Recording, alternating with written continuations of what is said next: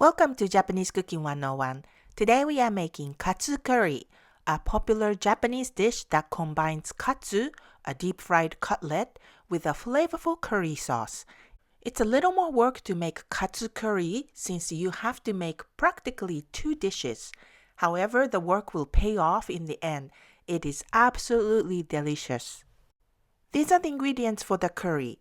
We are using thinly sliced pork, but you can also use beef, chicken, or seafood. And these are the ingredients for the pork katsu. For more information about the ingredients and complete recipe, please visit our website, JapaneseCooking101.com. Let's get started with the curry. Cut sliced pork into bite-sized pieces. Using thinly sliced meat, cut the cooking time compared to the cubed meats for stew. And cut all of the vegetables into small cubes. Since there will be katsu on top of this curry, we are cutting the vegetables relatively smaller than making a usual curry. Potatoes and carrot and onion are typical ingredients for the Japanese curry. Heat the oil in a pot and add the meat. And cook until browned. Add diced onions and cook for about 5 minutes. And add the carrots and potatoes. And stir. And add water.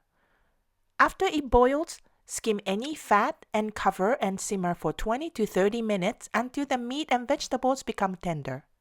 Meanwhile, we are going to make tonkatsu. Make small cuts all over the pork chops with the tip of a knife.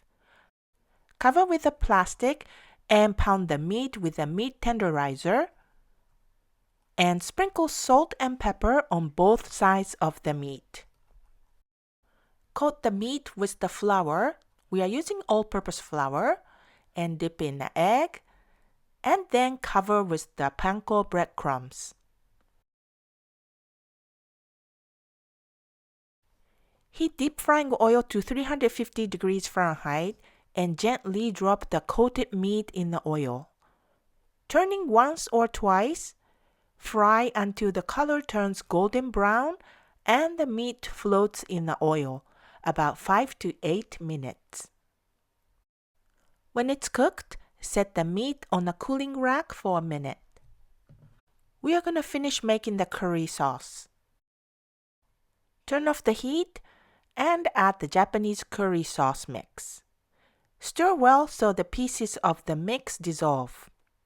If you'd like to use the optional seasoning, now we add the ketchup, Worcestershire sauce, soy sauce, and apricot jam. These are all optional, but they will certainly make the curry so much tastier. And if you would like to add the optional curry powder, stir it in just before serving.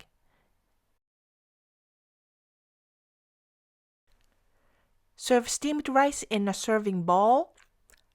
And we are going to cut the tonkatsu into 8 pieces. And place the katsu over rice. And finally, pour the curry sauce over. And serve immediately.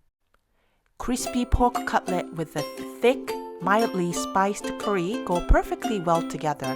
If you like both tonkatsu and Japanese curry, you will definitely love this dish. We hope you try this soon. 美味しい。美味しいね。